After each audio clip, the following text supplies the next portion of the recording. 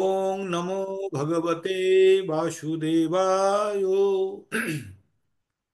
ओम अज्ञानतिमिरन्धस्य ज्ञानाञ्जनशलाकया चक्षुरुन्मिलितं येन तस्मै श्रीगुरुवे नमः। श्रीचैतन्यमनोभीष्टं स्थापितं येन भूतले स्वयं रूपं कदा मह्यं ददाति शापदन्तिकं वन्देऽहं श्रीगुरुश्रीयुतपदकमलं श्रीगुरान् वैष्णवांश्च श्रीरूपं सग्रजातं सगणरघुनाथन्वितं तं सद्वैत सविभूतं परिजनसहितं कृष्णचैतन्यदेवं श्रीराधाकृष्णपादान् सगणललिता श्रीविशाखान्वितं स।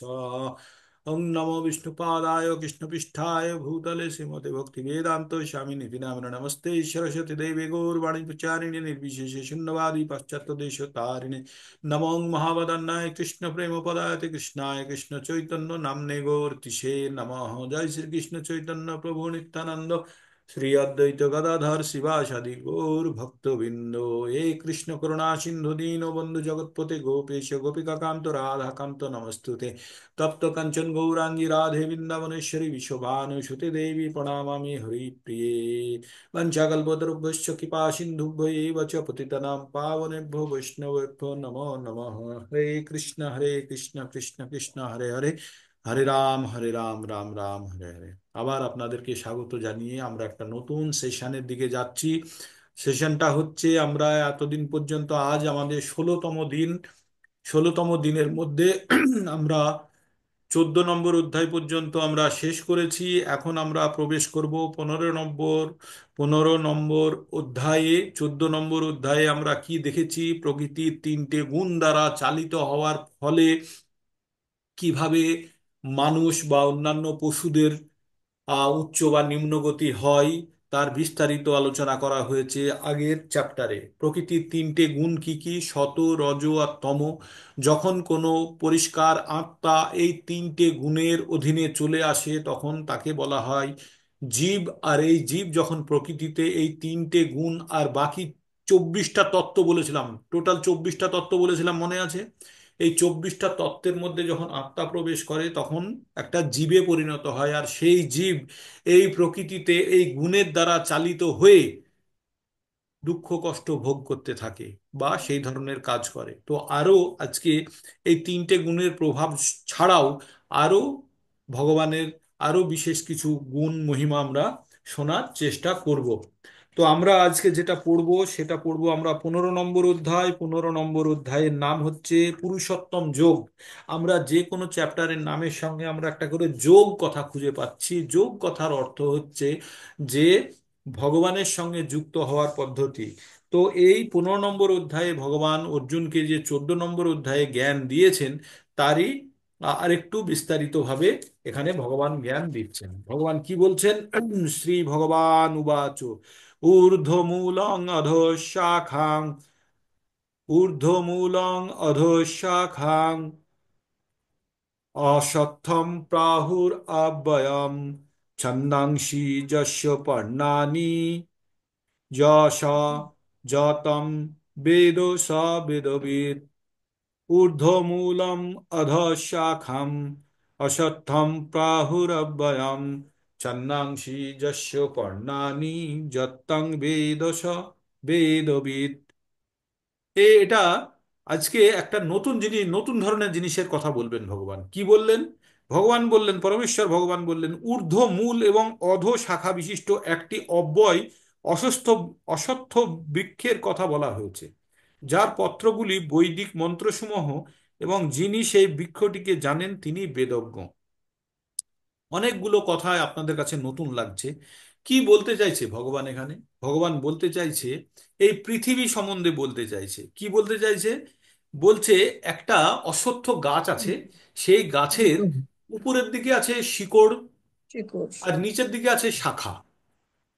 একটু উল্টো গাছ, মানে একটা গাছ যদি পুকুরের ধারে গাছ থাকে তাহলে পুকুরের দিকে যে প্রতিবিম্ব দেখা যায় সেই গাছটা কেমন দেখা যায়? কাণ্ডটা উপরের দিকে, শাখাগুলো নিচের দিকে থাকে। তো তো তেমনি ভগবান বলছে সেই রকম একটা অশ্বত্থ বৃক্ষের কথা বলছে, যে বৃক্ষের শিকড়গুলো আছে উপরের দিকে আর তার শাখাগুলো হচ্ছে নিচের দিকে। আর তার অশ্বত্থ বৃক্ষের পাতাগুলোকে বলছে বৈদিক মন্ত্রসমূহ। আর যিনি, যে এই বৃক্ষটিকে জানেন, যে এই বৃক্ষটিকে কল্পনা করে যে জানেন বৃক্ষটা কি, তিনি হচ্ছে বেদবিদ। বেদবিদ মানে, বেদ মানে হচ্ছে জ্ঞান, আর বিদ মানে হচ্ছে জানেন, তার মানে তিনি হচ্ছেন জ্ঞানী। ঠিক। আবার আমি বলছি আপনাদের জ্ঞাতার্থে, এটা যেহেতু একটু নতুন জিনিস সেই জন্য আপনাদেরকে আবার বলছি। ভগবান কি বললেন? শ্রী ভগবান উবাচ ঊর্ধ্বমূলং অধঃশাখাং অশ্বত্থং প্রাহুরব্যয়াম ছন্দাংসি যস্য পর্ণানি যত্তং বেদ স বেদবিদ। পরমেশ্বর ভগবান বললেন ঊর্ধ্ব, মূল এবং অধ শাখা, অধ মানে নিচের দিকে, শাখা বিশিষ্ট একটি অব্যয়। অব্যয় মানে যার কোনো ক্ষয় নেই, হ্যাঁ, অব্যয় অশ্বত্থ বৃক্ষের কথা বলা হয়েছে, যার পাতাগুলি হচ্ছে বৈদিক মন্ত্র, এবং যিনি এই বৃক্ষটিকে জানেন তিনি হচ্ছেন বেদজ্ঞ বা জ্ঞানী বা বেদের জ্ঞাতা। তো ভগবান জড় জগৎকে, জড় জগতের বন্ধনকে এখানে অশ্বত্থ বৃক্ষের সঙ্গে তুলনা করেছেন। যে সকাম কর্মে রত, আমরা কর্মের বিভাগ বলেছি, তিন ধরনের কর্ম হয়: সকাম কর্ম, অকাম কর্ম আর বিকর্ম। তো এই যে সকাম কর্মে রত মানে যারা কাজ করছে এবং ফল ভোগ করতে চায়, তাদের কাছে এই অশ্বত্থ বৃক্ষটির কোনো শেষ নেই। মানে আমরা সকাল থেকে সন্ধ্যেবেলা পর্যন্ত যে আমরা কাজগুলো করি, কাজ করে আমাদের যদি সেই কাজ থেকে আমরা যদি আশা করি কিছু ফল পাবো, তার মানে আমাদের কাছে সেই গাছটার কোনো সীমা নেই, সেই গাছটা অনন্ত দিকে বিস্তৃত, কারণ সকাম কর্মের কোনো শেষ নেই। আমরা যত কাজ করি সকাল থেকে সন্ধ্যেবেলা পর্যন্ত, তবুও মনে হয় কালকের জন্য আবার প্রিপারেশন নিয়ে রাখি যে কাল কি কাজ করতে হবে। তার মানে আজকের দিনের কাজ শেষ হলো কি হলো না, আবার কালকের জন্য প্রিপারেশন। তার মানে আমরা শুধু কাজের মধ্যে ব্যস্ত থাকতে চাই। কারা? যারা কর্মী, যারা সকাম কর্মে বিশ্বাসী বা সকাম কর্ম যাদের জীবনের উদ্দেশ্য। কালকে কি বলেছিলাম? শূদ্র কারা? যারা কর্ম করতে ভালোবাসে। কিন্তু একটা জিনিস জানবেন, কর্মের মাধ্যমেও ভগবানকে পাওয়া যায়, সেটা আমরা কর্মযোগে বলেছি। কিন্তু সেই কর্ম কি? সেটা হচ্ছে নিষ্কাম কর্মযোগ। তাছাড়া যে কোনো কর্ম করলেই কিন্তু আমরা এই বন্ধনে আটকে যাব, আর বন্ধনে আটকানো মানে পুনরপি আমাদেরকে জন্মগ্রহণ করতে হবে। আর পুনরপি জননম পুনরপি মরণম জননী জঠরে পুনরপি শয়নম, মানে আবার জন্মগ্রহণ করব, আবার মৃত্যুবরণ করব, আবার জন্ম, মানে এই রকম চক্র সব সময় চলতে থাকবে। কিসের জন্য? আমরা সকাম কর্ম করলে। সকাম কর্ম মানে হচ্ছে বন্ধনযুক্ত কর্ম। যে কর্মের ফলে আমি পুণ্য লাভ করে সেই পুণ্যের ফলে আমি উচ্চ লোক ভোগ করার পরে আবার আমাদেরকে ইতমতিতে আমাদের আমাদের এই কোথায় ফিরে আসতে হবে? আবার আমাদের মূর্তলোকে, মানে শীন্নে পুণ্য মর্তলোকম বিশন্তি। এই যে আমরা এত পুণ্য অর্জন করে আমরা সবকিছু ভোগ করার পরে আমাদেরকে আবার পুনরায় এই মর্তলোকে ফেরত আসতে হবে। এই মর্তলোক হচ্ছে টাকা ইনকাম করা বা পুণ্য ইনকাম করার জায়গা, আর কোনো লোকে ইনকাম হয় না, শুধু এই মর্ত্যলোকেই হয়। আর এখানে মৃত্যু অবশ্যম্ভাবী। কোথায় মৃত্যু অবশ্যম্ভাবী? 8 নম্বর অধ্যায়ের 16 নম্বর শ্লোকে আমি বলেছিলাম। কি বলেছিলাম? বলেছিলাম মানে গ্রন্থে লেখা আছে, সেটা আপনাদের পাঠ করে শুনিয়েছিলাম। কি শুনিয়েছিলাম? অবম্ব ভুবনল্লোকা পুনরাবর্তিন অর্জুনা মাম উপেত্তুতু কন্তেয় পুনর্জন্ম না বিদ্যতে। এই ভূলোক থেকে ব্রহ্মলোক পর্যন্ত প্রত্যেকটা জায়গাতে যারা আছেন তাদেরকে মৃত্যুবরণ করতে হবে। মৃত্যুবরণ করে এই পৃথিবী লোকে আসতে হবে। এখান থেকে আবার কর্ম সঞ্চয় করে আবার উচ্চ লোক অথবা নিম্ন লোকে যাবে। আগের চ্যাপ্টারে কি পড়লাম?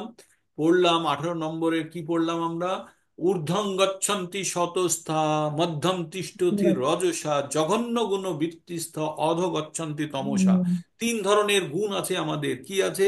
শতগুণ, রজগুণ আর তমগুণ। আমরা অলরেডি পড়ে ফেলেছি গত চ্যাপ্টারে। এই তিনটে গুণের প্রভাবকে আমি বলেছিলাম, তিনটে গুণকে বলেছিলাম তিনটে কুকুর। তিনটে কুকুর আমার ভিতরে আছে। এই তিনটে কুকুর সব সময় মারামারি করছে। কোন কুকুরটি জিতবে? যে কুকুরের গায়ে বেশি শক্তি। আর যে কুকুরটি, এবার কোন কুকুরের গায়ে বেশি শক্তি হবে? যে কুকুরকে আমি বেশি লালন পালন করব, যে কুকুরকে আমি ঠিকভাবে খেতে দেব, সেই কুকুরের গায়ে বেশি শক্তি হবে, অথবা সেই কুকুর জিতবে। তো আমাদের মনের মধ্যে যে সমস্ত গুণগুলি আছে, সেই গুণের যে খোরাক, সেই গুণের যে খাদ্য আমি যেভাবে দেব, সেই রকম গুণের আমার ভিতরে প্রবৃত্তি তৈরি হবে। তার মানে শত, রজ আর তম তিনটে গুণের চলে আমাদের। 1 নম্বর হচ্ছে খাদ্য, আর 2 নম্বর হচ্ছে সঙ্গ। আমাদের যেমন সঙ্গ হবে আমাদের তেমন গুণের পরিবর্তন হবে, আর তার সঙ্গে খাদ্য তাকে সাহায্য করবে। তাহলে আমাদের খাদ্য আর আমাদের সঙ্গের উপরে, সঙ্গ মানে কাদের সঙ্গে আমি মেশামেশি করছি, মেলামেশা করছি তার উপরে নির্ভর করে আমার মধ্যে ওই গুণের প্রভাব আসবে। আর এই গুণের প্রভাবে আমি উচ্চ লোকে যাব না নিম্ন লোকে, পশুজনিতে আমি পতিত হব না এই পৃথিবী লোকে পুনরায় জন্মগ্রহণ করব, তাই বলা হয়েছে। তো তারপরে এবার আমরা কি পড়ছি, আমরা এখন পড়ছি যে এই মর্ত্যলোকের অবস্থা পড়ছি, যে আমরা যেখানে আছি সেই জায়গাটা একটা উপর দিকে শিকড়ওয়ালা একটা কিসের মতো, উপর দিকে শিকড় নিচের দিকে ডালপালা পাতাযুক্ত একটি অশ্বত্থ গাছের সঙ্গে তুলনা করা হয়েছে আমাদের এই ভূলোককে। এবার পরের শ্লোকে আমরা কি পড়ব, অধশ্চ অ- অধশ্চ ঊর্ধ্বম প্রসিতাতস্য শাখা গুণ প্রবৃদ্ধা বিষয় প্রবালা অধশ্চ মূলানি অনুসন্ততানি কর্ম অনুবন্ধনী মনুষ্যলোকে। কি বলছে, অধশ্চ ঊর্ধ্বম প্রসিতাস্য শাখা গুণ প্রবৃদ্ধা বিষয় প্রবালা অধশ্চ মূলানি অনুসন্তস্তানি কর্ম অনুবন্ধনী মনুষ্য লোকে। কি বললেন, এই বৃক্ষ, কোন বৃক্ষ, অশ্বত্থ বৃক্ষের কথা বলছি, এই বৃক্ষের শাখাসমূহ, শাখাগুলো কি জড় প্রকৃতির তিনটে গুণ যেটা আমরা আগে পড়েছিলাম।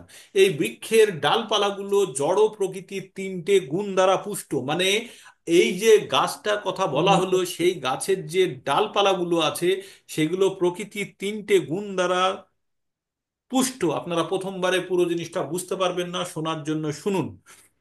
অধোদেশে এবং ঊর্ধ্বদেশে বিস্তৃত, কি পুষ্ট হয়ে এই শাখাগুলো নিচের দিকেও কিছু এসছে, কিছু উপরের দিকেও গেছে।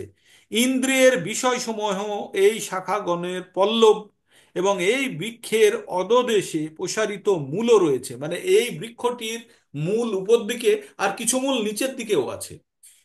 এবং মনুষ্য লোকে সকাম কর্মের বন্ধনে আবদ্ধ, মানে এই গাছটাকে যেন আমরা টেনে বেঁধে রেখেছি কি দিয়ে, সকাম কর্ম দিয়ে। আমরা এই গাছটাকে সকাম কর্ম দিয়ে বেঁধে রেখেছি। হুম। তো এবার এই অশ্বত্থ বৃক্ষ বর্ণনার প্রসঙ্গে পুনরায় ব্যাখ্যা করা হচ্ছে যে শাখাগুলি চতুর্দিকে ছড়িয়ে রয়েছে, তার নিম্নাংশে, নিম্নাংশে মানে শাখাগুলোর নিচের দিকে পশু, গরু, ঘোড়া, কুকুর, বিড়াল আদি জীবের বৈচিত্র্যময় প্রকাশ, এরা অধোমুখী শাখাগুলিতে অবস্থিত। আর ঊর্ধ্বমুখী শাখাগুলিতে রয়েছে দেবতা, গন্ধর্ব আদি পুষ্ট প্রকৃতির তিনটে গুণের দ্বারা। কখনো কখনো আমরা দেখি যে জলের অভাবে জমি অনুর্বর, আবার কোনো জমি উর্বর, তেমনি জড় প্রকৃতির গুণের দ্বারা অনুসারে বিভিন্ন জায়গায় ভিন্ন ভিন্ন প্রজাতির প্রকাশ হয়। এই পর্যন্ত এটা জেনে রাখুন, এটা আরো কয়েকবার পড়বেন, তারপরে ধীরে ধীরে পরের দিকে গেলেও কিছুটা বুঝতে পারবেন। তো এই পর্যন্ত জেনে রাখুন, আমরা একটা উল্টো অশ্বত্থ গাছের সঙ্গে পৃথিবীর লোককে আমরা তুলনা করছি।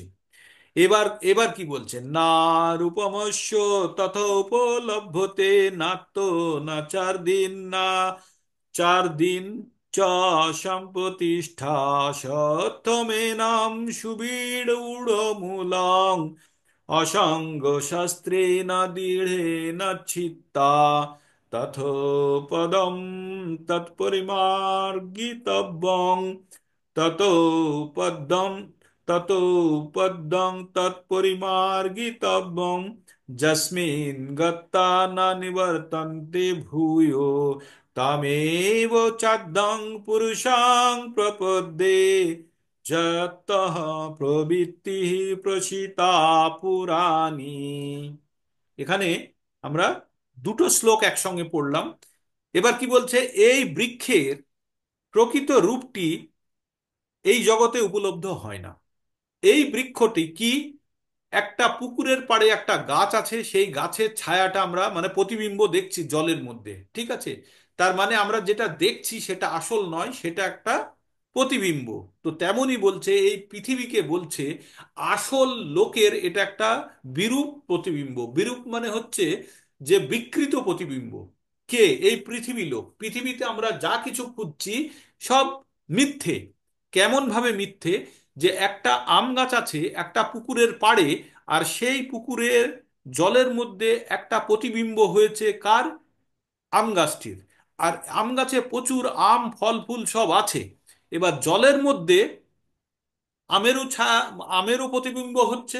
এবার কেউ যদি ওই জলের মধ্যে নেমে ওখান থেকে আম পাড়ার চেষ্টা করে, পাবে? আপনারা বলুন, কেউ পাবে সেখান থেকে আম? সেখানে আম পাবে না। কারণ সেটা তো মিথ্যে। কিন্তু সেখানে আমের টুকরো টুকরো পেয়ে যেতে পারে, কারণ কোনো পশু পাখি টাকিতে যদি আম খেয়ে কিছুটা আম নিচে ফেলেছে, তাহলে খাওয়া টাওয়া টুকরা টাকরা আম পেয়ে যেতে পারে। সেইটা খেয়ে আমরা খুব আনন্দ উপভোগ করছি। এই যেমন আমাদের এই জড়জগতে আমরা সুখ যেটা, সেটা ওই পোকায় খাওয়া আম, পাখিতে খাওয়া আমের একটু টুকরো আমরা নিচে ওই জলের মধ্যে খুঁজে পেয়ে খেয়ে ভাবছি যে এখানে তো আম পাওয়া যেতে পারে। তার মানে আমরা কত মিথ্যা জিনিসের মধ্যে আমরা নিজেদেরকে যুক্ত করে রেখেছি, কিন্তু প্রকৃত আম এখানে নেই। যে আমটা জলের মধ্যে পড়েছে, সেটা হয় পাখিতে খেয়েছে বা কোনো কারণে বেশি পেকে পচে নিচে গেছে, তারই একটু স্বাদ গ্রহণ করে আমরা খুব আনন্দে আছি। আর সেই পুকুরের জলের মধ্যে আম খুঁজতে জলকে একদম ঘুলিয়ে ফেলেছি, পাক তুলে ফেলেছি। তাই করছি আমরা। এই মনুষ্য লোকে আমরা সকাল থেকে সন্ধ্যেবেলা পর্যন্ত এই জলের মধ্যে শুধু আমরা আম খুঁজছি, যাতে আমরা আম খেয়ে তৃপ্ত হতে পারি বা আনন্দ পেতে পারি। ঠিক তাই কি বলছে, এই বৃক্ষের প্রকৃতি রূপটি এই জগতে উপলব্ধ হয় না। এর আদি অন্ত কোথায় সেটা বোঝা যাচ্ছে না। গাছটা এত বৃহৎ, তার আদি অন্ত কোথায় বোঝা যাচ্ছে না। কিন্তু দৃঢ়তার সঙ্গে নিজে ডিটারমাইন্ড হয়ে তীব্র বৈরাগ্যের মানে সব জিনিসের প্রতি অ্যাটাচমেন্ট নষ্ট করে, মানে বিরক্তি ভাব এনে কি করতে হবে? বৈরাগ্যের অস্ত্র দ্বারা এই বৃক্ষের মূলকে ছেদন করতে হবে। এই যে বৃক্ষ আছে, এই বৃক্ষের মূলকে ছেদন করতে হবে কি দিয়ে? বৈরাগ্যের কুড়ালি দিয়ে। তাহলে কি হবে? তারপরে কি করতে হবে? ছেদন করে সেই স্থানের অন্বেষণ করতে হবে। এই গাছে আমাদের স্থায়ী জায়গা নয়, তাহলে আমাদের একটা এমন একটা জায়গা পেতে হবে যেখানে গিয়ে আর বারে বারে আমাদেরকে একটা ডাল থেকে আর একটা ডালে আমাদের জায়গা পরিবর্তন করতে হবে না। কারণ এই গাছে যখন আমি বসে আছি, এই ডাল কখনো ওই ডাল কখনো ওই ডাল আমরা জায়গা পাল্টাচ্ছিলাম। তো যেমন আমরা এই জীবনে কি করছি, কখনো পশু জনিতে, কখনো মনুষ্য জনিতে, কখনো বিভিন্ন আলাদা আলাদা জনিতে আমরা ট্রাভেল করছি। তাই ভগবান বলছে তোমাদেরকে আর সেটা করতে হবে না। কি করতে হবে? এই গাছের ডাল তোমরা মানে শিকড় তোমরা কাটো কি দিয়ে? বিরক্তির অস্ত্র দিয়ে। দিয়ে তোমরা এমন একটা জায়গার অন্বেষণ করো যেখানে গেলে পুনরায় ফিরে আসতে হয় না। সেখানে শরণাতীত কাল সেখানে শরণাতীত কাল হতে পারে সমস্ত কিছু পরিবর্তিত এবং বিস্তৃত, যার থেকে সেই আদি পুরুষের প্রতি শরণাগতি হওয়া উচিত। কি বলছে? যে আদি পুরুষের প্রতি শরণাগতি আমাদের দরকার, আর সেই স্থানের খোঁজ করার দরকার যেখানে গেলে আর ফিরে আসতে হয় না। তারপরে শ্লোকে যাই। পরের শ্লোক হচ্ছে 5 নম্বর। 5 নম্বরে কি বলছে? নির্মাণ মোহাজিত সঙ্গ দোষা আধ্যাত্ম নিত্য বিনিবিত কামা ছন্দে বিমুক্তা সুখ দুঃখ সঙ্গে গচ্ছন্তি মূঢ়া পদব্যয়ম তৎ। কি বললেন? যারা অভিমান ও মোহশূন্য। এবার কারা কারা যেতে পারবে এই গাছ কেটে সেই স্থানে, তার কথা বলছে। যারা অভিমান ও মোহ শূন্য, সন্দেহ সঙ্গ দোষ রহিত, যাদের কোনো সঙ্গ দোষ নেই, নিত্য বিচার পরায়ণ, কামনা বর্জিত, সুখ ও দুঃখের দ্বন্দ্ব এবং বিভ্রান্তি থেকে মুক্ত, তারাই সেই অব্যয় পদ লাভ করতে পারে। অব্যয় মানে যার ক্ষয় নেই। তো এই যে নির্দিষ্ট যে স্থানের আমরা খোঁজ করব যেখানে গেলে ফেরত আসতে হবে না, কারা করতে পারবে? কাদের মধ্যে এই কোয়ালিটিটা আছে তাদের কথা বলছে।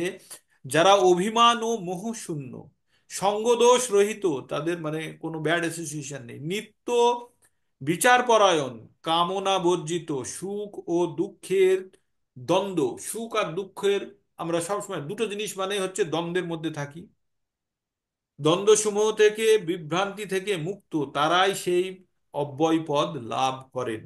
এইবার যেখানে যাব সেই জায়গাটার বর্ণনা দেওয়া হচ্ছে। কোথায় যাব? সেই জায়গাটার বর্ণনা দেওয়া হচ্ছে। জায়গাটার নাম কি? না তদ্ভাষ্যতে সূর্য, না শশাঙ্ক, না পাবক, যৎ গত্তা না নিবর্তন্তে তদ্ধাম পরমম মম। কি বললো? না তদ্ভাষ্যতে সূর্য, সেখানে সূর্য ওঠে না। না শশাঙ্ক, না পাবক, না সেখানে চাঁদ আছে, না সেখানে সূর্য আছে, না সেখানে আগুন বা বিদ্যুৎ আছে, কিছুই নেই। যৎ গত্তা না নিবর্তন্তে, মানে যেখানে গেলে আর ফেরত আসতে হয় না।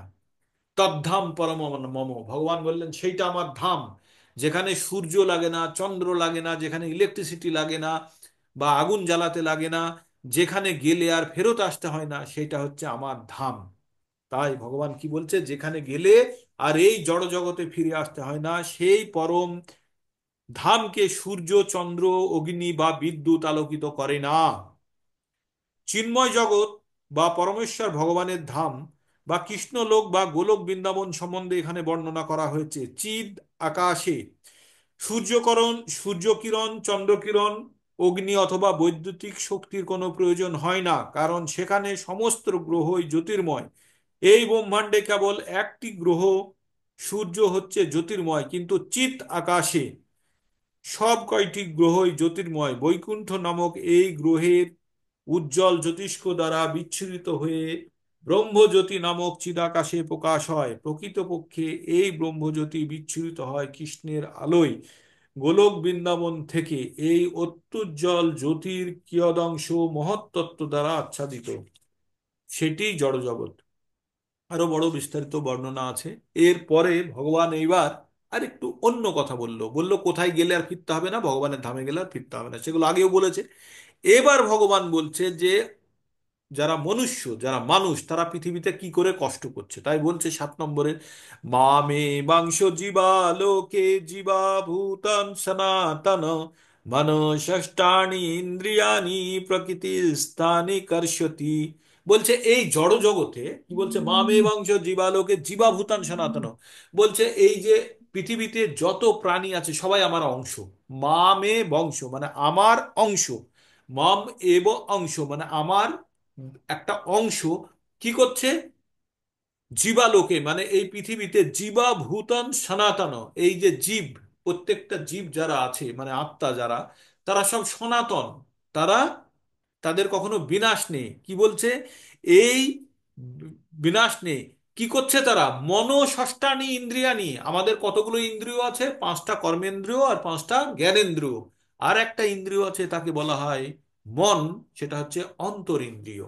তাহলে আমাদের 11টা ইন্দ্রিয় এখন আমরা বলতে পারি। 5টা হচ্ছে কর্মেন্দ্রিয়, 5টা হচ্ছে জ্ঞানেন্দ্রিয়, আর 5টা হচ্ছে, আর একটা হচ্ছে অন্তরেন্দ্রিয় বা মন।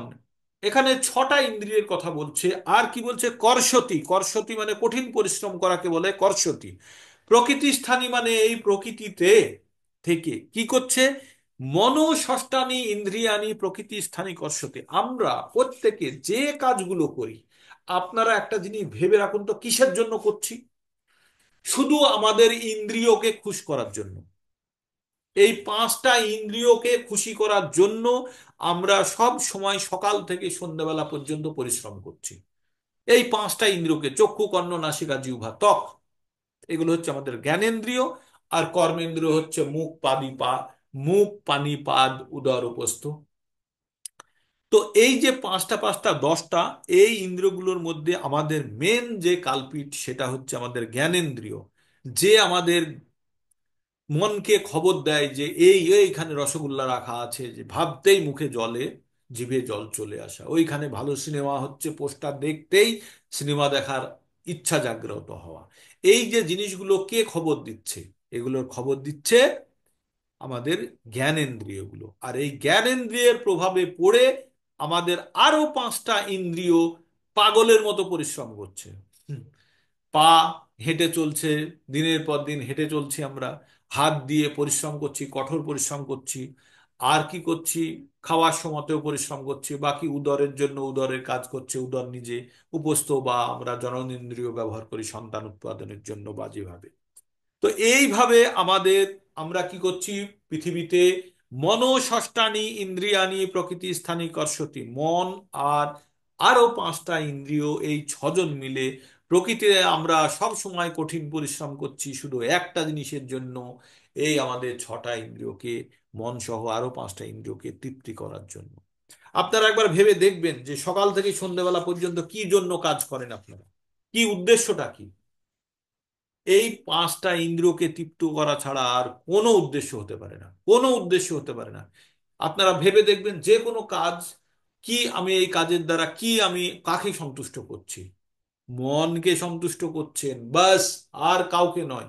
আর যদি ভাবেন যে আপনি স্বামী বা স্ত্রী বা বাচ্চার জন্য করছেন, তাহলে জানবেন বাচ্চা খুশি হলে আপনাকে খুশি রাখবে, আপনার স্বামী খুশি হলে আপনাকে খুশি রাখবে, আপনার স্ত্রী খুশি হলে আপনাকে খুশি রাখবে।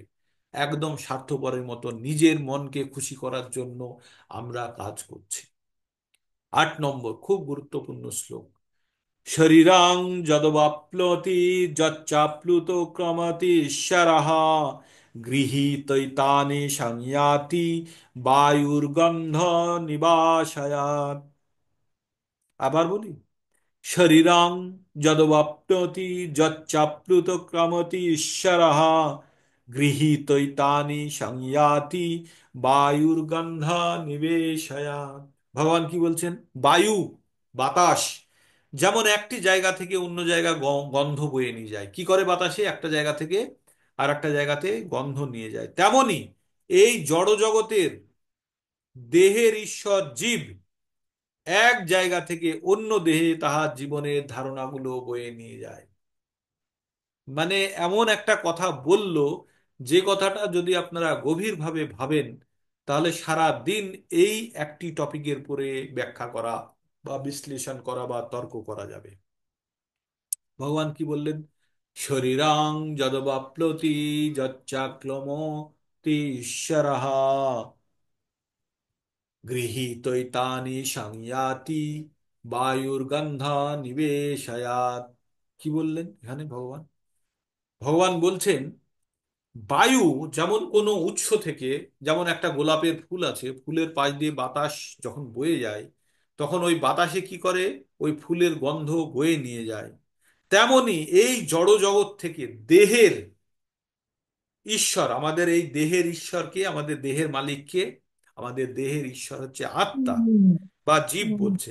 এক দেহে থেকে অন্য দেহে যখন স্থানান্তরিত হয়, মানে দেহান্তর ঘটে। আমরা কি পড়েছিলাম 2 নম্বর অধ্যায়ে 13 নম্বর শ্লোক মনে আছে? দেহিনস্মিন যথা দেহে কৌমারং যৌবনং জরা তথা দেহান্তর প্রাপ্তির ধীরস্তত্ত্ব নামহীয়তি। সেখানেও বলা হয়েছিল দেহান্তর, একটা দেহে থেকে আর একটা দেহে প্রাণীর, আত্মার ট্রান্সমাইগ্রেশন অফ সোল, মানে আত্মার কি হয়, পরিবর্তন হয়।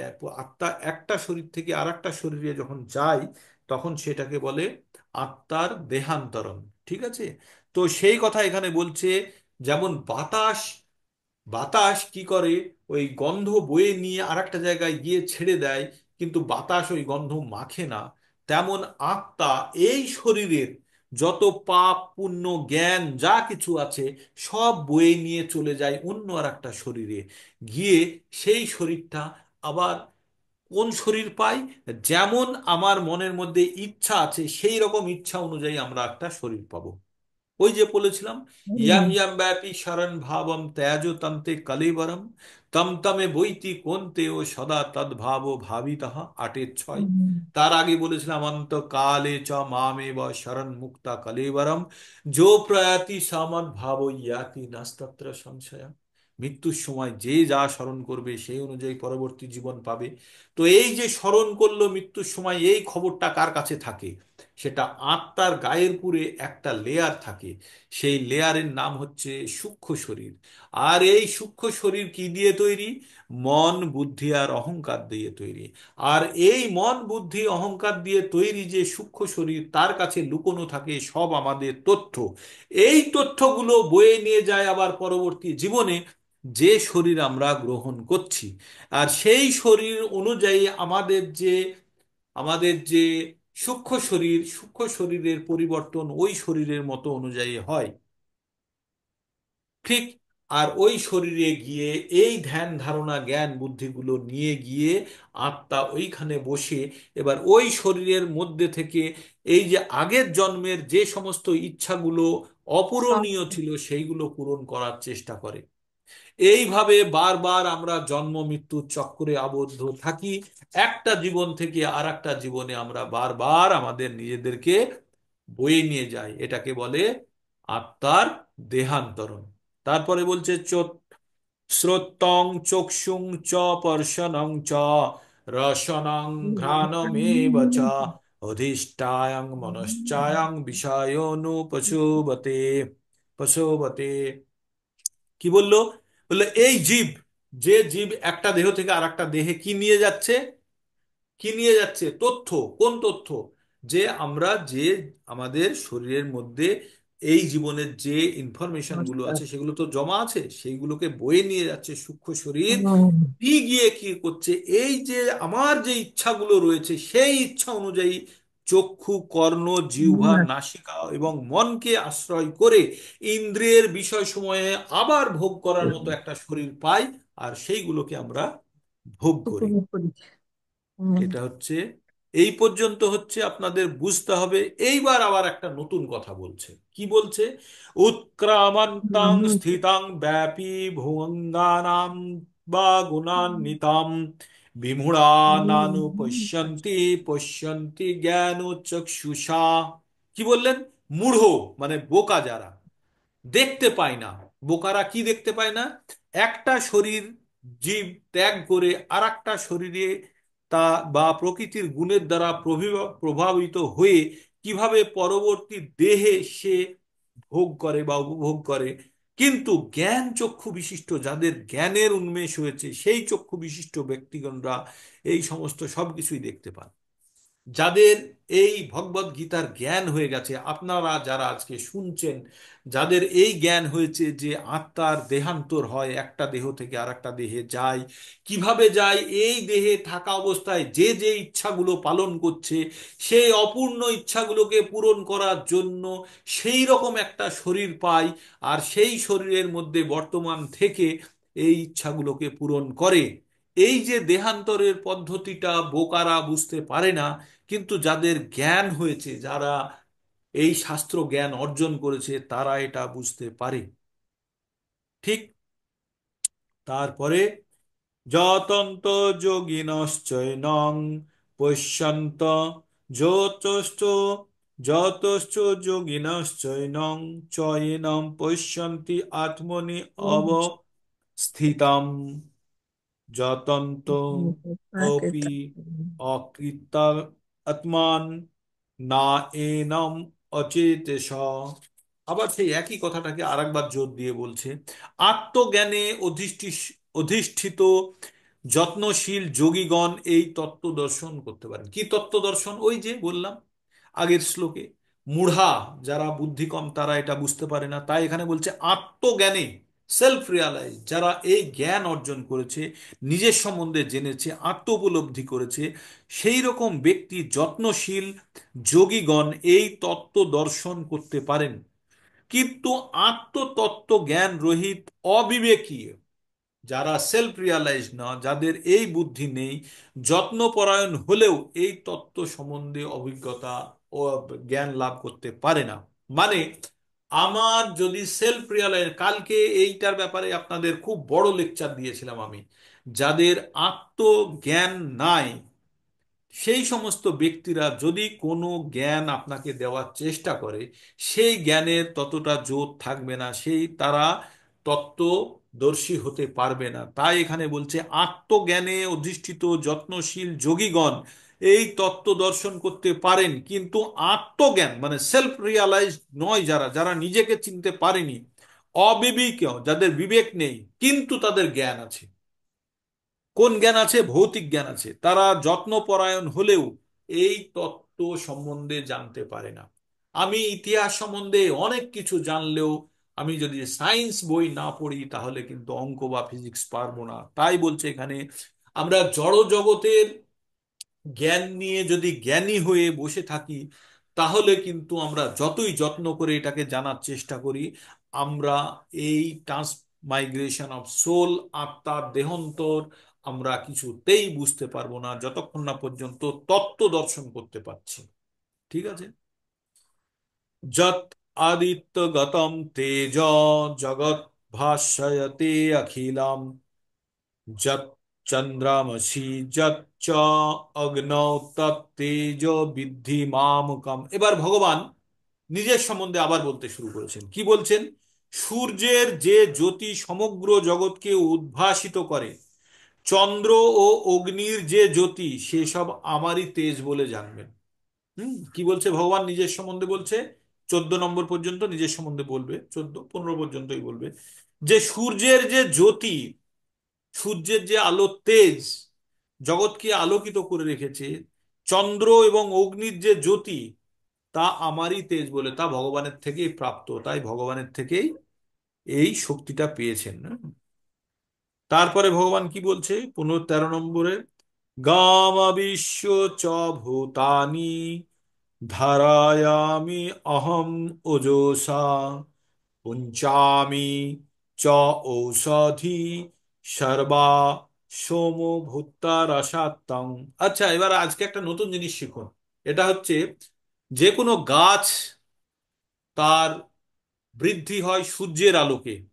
যে কোনো গাছ বা যে কোনো শাক সবজি ফসল যাই হয়, সূর্যের আলোকে তার বৃদ্ধি হয়। সূর্যের আলোকে আমরা সায়েন্সে পড়েছি সালোক সংশ্লেষ হয়ে গাছের বৃদ্ধি হয়।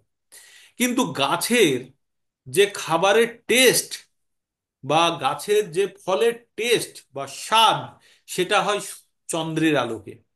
মানে কোনো গাছ যদি চন্দ্রের আলোক না পায়, তাহলে সেই গাছের উৎপন্ন ফল বা ফুলের সেই স্বাদ থাকবে না। বুঝতে পারলেন আপনারা এইটা? তাই ভগবান বললেন চন্দ্রের আলোর রূপে আমি ঔষধি এবং ফলের মধ্যে আমি গুণাত্মক রস প্রবেশ করাই। তারপরে ভগবান বলছে আমাদের শরীরের মধ্যে ভগবান অগ্নিরূপে কিভাবে আছে। হুম? বলছে অহম বশ্য নারো ভূতা প্রাণিনাং দেহমাশ্রিতাঃ প্রাণায় প্রাণ সমায়ুক্ত পচ্চাম্য অহং চতুর্বিধম। আমরা চার ধরনের খাবার খাই। কি কি? চর্বো মানে চিবিয়ে খাই, চোষ্য মানে চুষে খাই, লেহ্য মানে জিভ দিয়ে চেটে চেটে খাই, আর পেয় মানে পান করি। তার মানে চর্বো, চোষ্য, লেহ্য, পেয়, এই চার ধরনের আমরা প্রসাদ বা ভোজন আমরা গ্রহণ করি। এবার কি বলছে ভগবান? বলছে অহম বৈশ্য নারো ভূতা প্রাণিনাং দেহম আশ্রিতা। বলছে আমি প্রাণীর মানে যে অগ্নাশয় আছে, যে একটা জিনিস আপনারা বলুন তো, এইখানে থামুন, একটা জিনিস আপনারা বলুন তো, এই যে আমরা যে খাবার খাই, বাড়িতে যদি 5 জন মানুষ থাকে, প্রায় 1 কেজি চাল রান্না হয়ে গেল বা 1.5 কেজি চাল রান্না হয়ে গেল, তার একটা ওজন আছে। সেই চাল ডাল তরকারি ভাত রান্না করার পরে আমরা খেয়ে ফেললাম সবাই মিলে।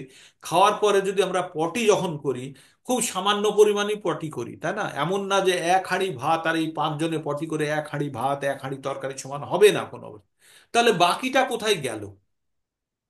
বাকি যে খাদ্যের বাকি অংশটা কোথায় গেল? কোথায় গেল? কে বলবে? হাত তুলে বলুন। এই যে আমরা খাদ্য গ্রহণ করি এত খাদ্য, আর এই সামান্য পটি করি, তাহলে বাকি খাদ্যটা আমাদের কোথায় গেল? গা তো শরীরের অত ভেতর, মোটা হয়ে যায় না একদিনে। তাহলে কোথায় গেল? শরীরে রক্তে মিশে যায়। আর রক্তে? রক্তে মিশে যায় সেটা, গুণগুলো, খাবারের যে আচ্ছা, গুণগুলো রক্তে থেকে মিশে গিয়ে কি হবে তারপরে? পুষ্টিভাবে আমাদের।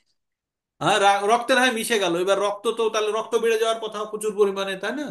বা রক্তে সুগার ফুগার হয়ে যাওয়া উচিত, কি হয় তাহলে আমাদের কোথায় যায় সেটা? দেবব্রত মান্না, বল বাবু, আনমিউট করে বল না। যদি হয়, হ্যাঁ বল। হ্যাঁ, ওই খাবারের ওই খাবারের যে অর্ধেক গুণটা থাকে, গুণটা হচ্ছে আমাদের শরীর হচ্ছে ওই খাবার থেকে নিয়ে নেয়। নিয়ে কি করে? নিয়ে কাজ করার জন্য, যেমন আমরা দৌড়াচ্ছি, হ্যাঁ, দৌড়ানোর জন্য যে এনার্জি এনার্জি পাওয়ার। এনার্জিটা লাগে, ওই এনার্জিটা প্রডিউস করার জন্য গুণগুলো নেয়। একদম ঠিক। গুণগুলো হ্যাঁ, মানে হ্যাঁ। ওই যে খাদ্য গ্রহণ করলাম, ওই খাদ্য আমাদের অগ্নির ভিতরে জ্বলে, মানে আমাদের অগ্নাশয়ে ওগুলোকে জ্বালানো হয় বা পচানো হয়, তারপরে কি হয় সেখান থেকে যে এনার্জি তৈরি হয়, সেই হুম এনার্জি আমরা চালিত হই। যেমন একটা হুম বড় কাঠ আনলাম, এসে কাঠটাকে আগুনে পুড়িয়ে দিলাম, এইটুকু ছাই পড়ে থাকে, থাকে তো? তাহলে কাঠের বাকি জিনিসটা কোথায় গেল? ওই পুড়ে কি করে, তাপ তৈরি করে। তাপ তৈরি করে, তো তাই দিয়ে ভাত রান্না হুম হতে পারে বা কিছু হতে পারে। তেমনি আমরা যে খাবারগুলো খাই সেই খাবারগুলো আমাদের পেটের মধ্যে গিয়ে জ্বলে, বা অগ্নাশয়ে অগ্নির মানে বৈদিক নিয়মে বলছে জ্বলে, বা আমরা সাইন্টিফিক্যালি বলি ওগুলোকে ডাইজেস্ট করে করে হুম এনার্জি তৈরি। ওই এনার্জিগুলো আমাদের রক্তের মধ্যে মিশে মাসেলে যায়। মাসেলে গেলে আমাদের ব্রেনে যায় কিছুটা, আমাদের কিছুটা আমরা হাত চালাই, পা চালাই, হাঁটি, দৌড়ই। তখন ওইগুলো ক্ষয় হয়, ক্ষয় হয়ে কি করে, আবার জল উৎপাদন করে। সেই জল বা গরম যখন হিট তৈরি হয় সেই কারণে আবার আমরা ঘামি।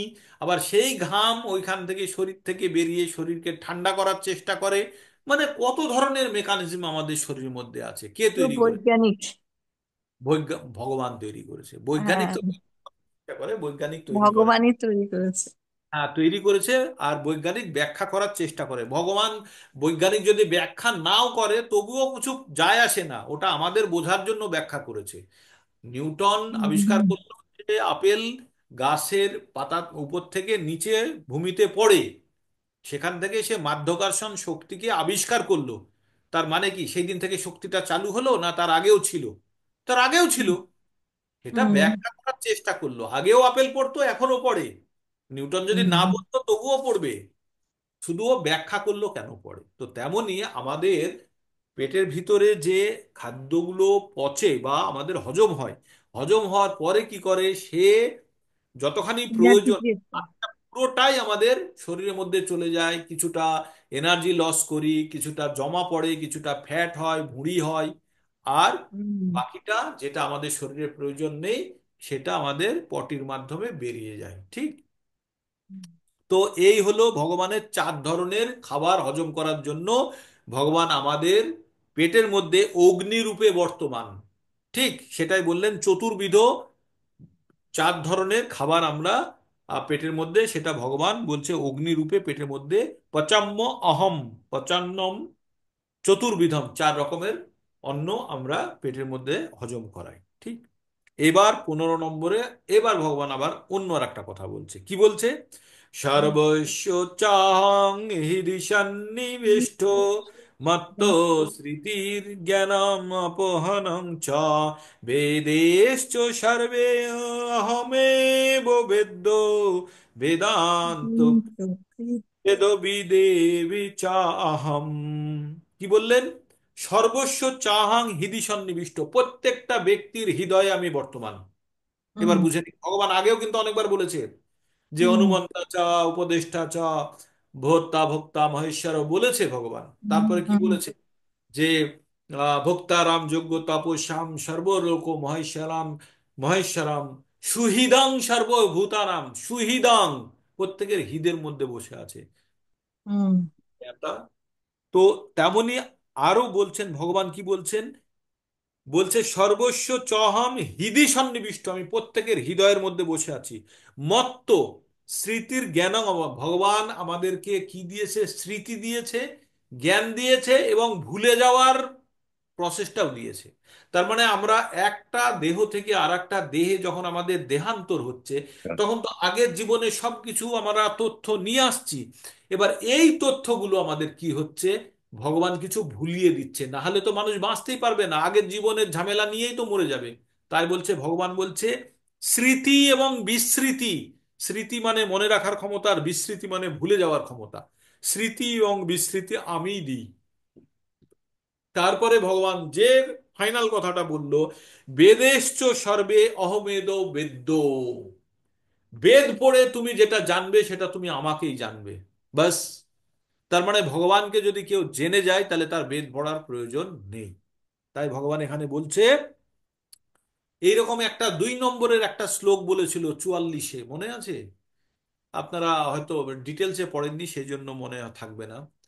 বলছে যে জাবান অর্থ উদাপানে, মানে যদি ছোট জলাশয় থাকে তাই দিয়ে বড় জলাশয় যদি থাকে তাহলে ছোট জলাশয়ের কাজ অটোমেটিকই মিটে যায়। তাই ভগবান এখানে বলছে ভগবানকে যদি কেউ জেনে যায় তাহলে বেদ পড়ার দরকার নেই। তাই কি বলছে, বেদেশ্চ সর্বে অহমেব বেদ্য, মানে বেদ থেকে যেটা জানবে সেটা তুমি আমাকেই জানবে। বেদান্ত কিত্তে বেদ বেদব চ অহম, মানে বেদ আমার দ্বারাই রচিত। তার মানে কেউ যদি বেদ যদি জেনে যায়, আর সে যদি বেদাজ্ঞ হয়ে যায়, সে ভগবানকেই জানবে। এই আজ দূর পর্যন্ত হয়ে গেল 15।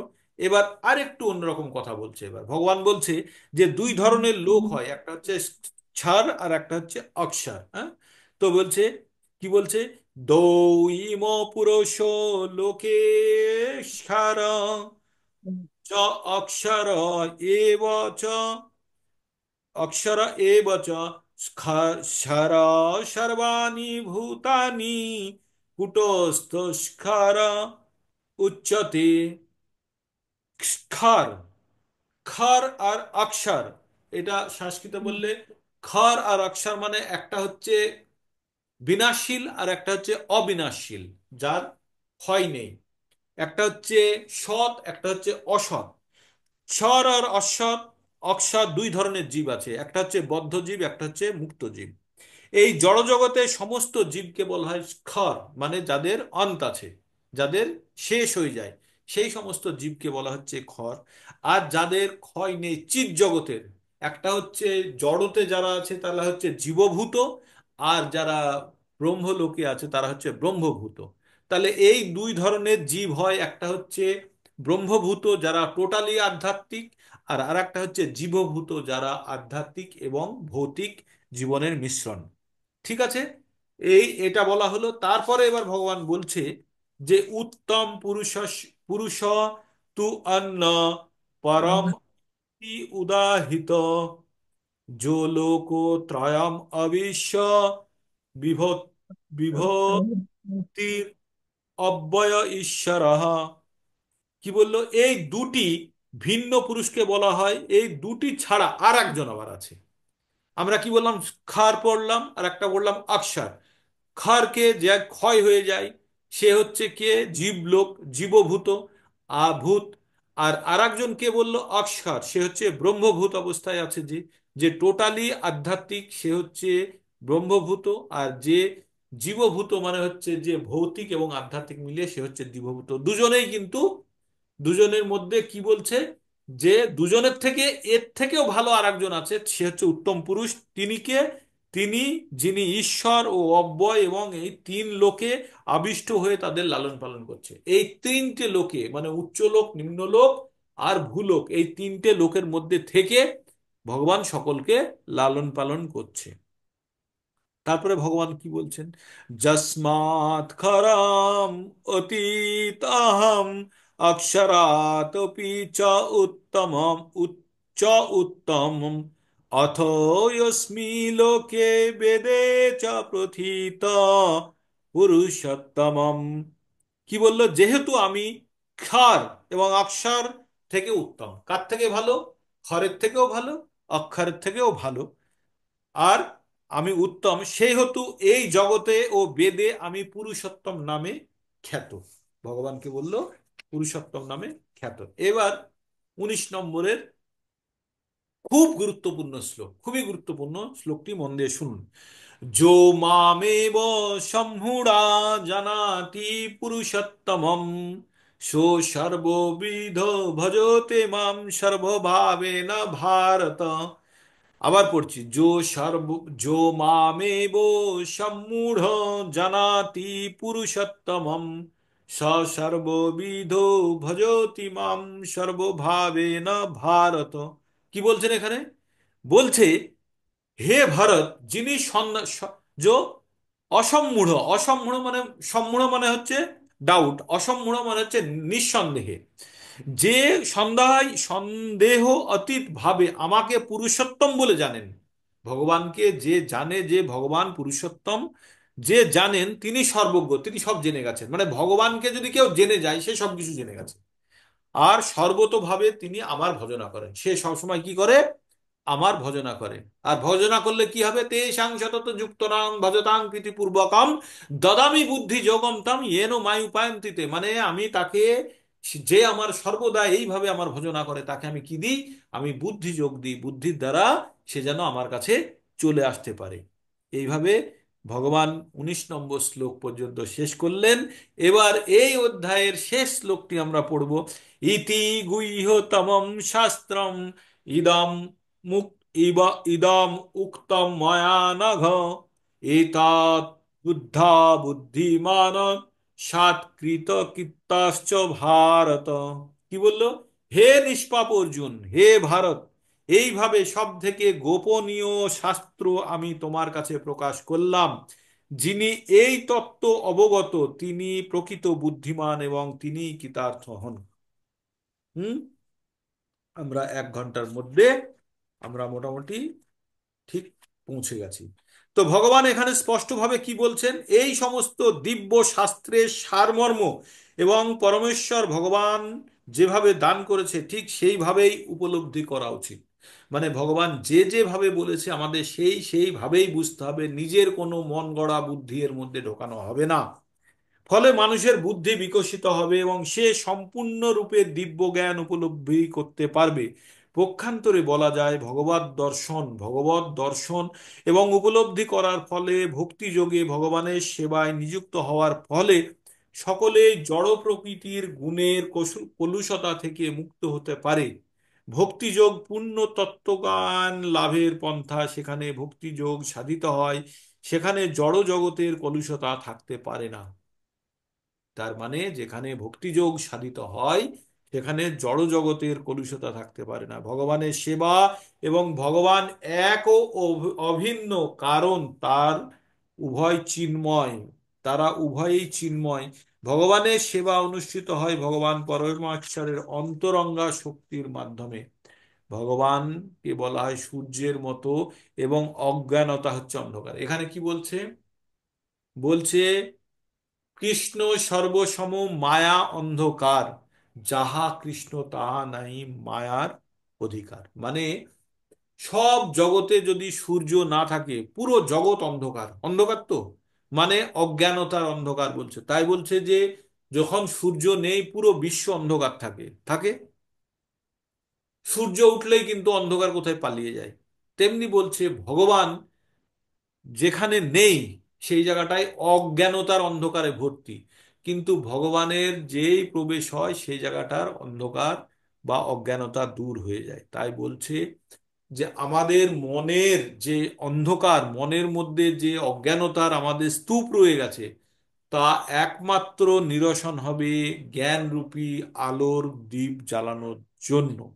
তো জ্ঞানরূপী দ্বীপ আমরা যতক্ষণ না পর্যন্ত জ্বালাতে পাচ্ছি ততক্ষণ পর্যন্ত আমরা অজ্ঞানতার অন্ধকারে ডুবে থাকবো। আর এই জ্ঞানরূপী দ্বীপ কিভাবে জ্বলবে? যখন আমরা সাধু সঙ্গ করব, যখন আমরা যথেষ্ট পরিমাণে শ্রবণ করব এবং পরবর্তীতে আমরা ওই জিনিসটা বারবার বলে কীর্তন করব, স্মরণ করব। তো এইভাবে আমাদের ধীরে ধীরে আধ্যাত্মিক উন্নতি হবে। আজ আমরা 16তম দিন শেষ করলাম, 15 নম্বর অধ্যায় আমাদের শেষ হলো। আপনাদের অনেক অনেক ধন্যবাদ ধৈর্য রেখে শোনার জন্য। আজকের রেকর্ডিং এখানেই